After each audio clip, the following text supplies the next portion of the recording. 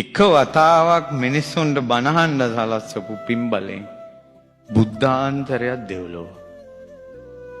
මේ හදන ශාලාවල මාසෙකට කී ගමනක් බණ කියනවා. ධර්ම ශාලාවක් කරනවා කියන්නේ නානා දිසින් බණහන්න මිනිසුන් එකතු කරන තැන. මේ ශාලාව ලොකු කරන්න වමනා වුණේ ඊතරම් මිනිසුන් පැමිණෙන නිසානේ. ඒ නිසා අපි පින කරන එක අපි දැසින්ම දැක බල සතුටු වෙන්න පුළුවන්. ඔබ අහලා තියෙනවද දන්නේ ගුත්තිල විමානවත්තුව කියලා විමානවත්තුවක් තියෙනවා. ඒ විමානවත්තුවේ තියෙනවා ලස්සන දිව්‍ය පුත්‍රයෙක් ඉන්නවා. දෙව් පිරිවර සමග. ගුත්තිල පඬිතුමා එතුමගෙන් අහනවා ඔබ මනුස්ස ලෝකේ ගොඩාක් පින් කරපු කෙනෙක් වෙන්න ඇතිනේ.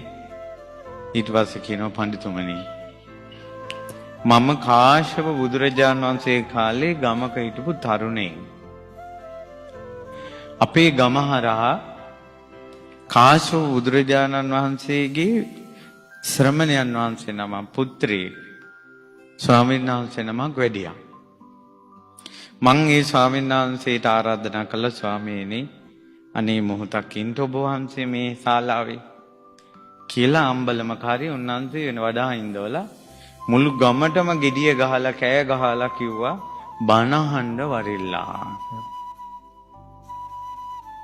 ඊට පස්සේ අර ස්වාමීන් වහන්සේට ධර්ම දේශනා කරන්න ආරාධනා කරලා අර එන මිනිස්සුන්ට බණහන්න ඔයාලත් එන්න ඇතුළට යන්න කියලා අර මිනිස්සු ඔක්කොටම බණහන්න සැලසුවා. මෙයා බණ අහලා නැහැ. මෙයා ඕගනයිසින්.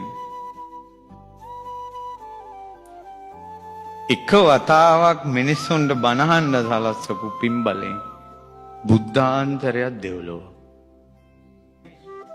මේ ධර්මශාලාවක තමයි රාගදේශ මොහ තුනී වෙන්නේ. ඉස්කෝලේ රාගදේශ මොහ තුනී වෙන්නේ ඇවිස්සෙනවා. ටියුෂන් ක්ලාස් එකේ රාගදේශ මොහ තුනී වෙන්නේ ඇවිස්සෙනවා. ඔයාලා ඉගෙන ගන්න කෝස් වල යුනිවර්සිටි වල රාගදේශ මොහ තුනී වෙන්නේ ඇවිස්සෙනවා. රාගදේශ මොහ තුනී වෙන්නේ අපේ හිත සංසිඳෙන්නේ ධර්මශාලාවක. ධර්මශාලාවක් හදන කෙනාගේ කෙලෙස් තුනී වෙන්න ගන්නවා. හොඳට චේතනාව තියාගන්න ඕන. මට රාගදේශ මොහ දුරු කරන්නවා මේ පින උපකාරී වේවා කියලා.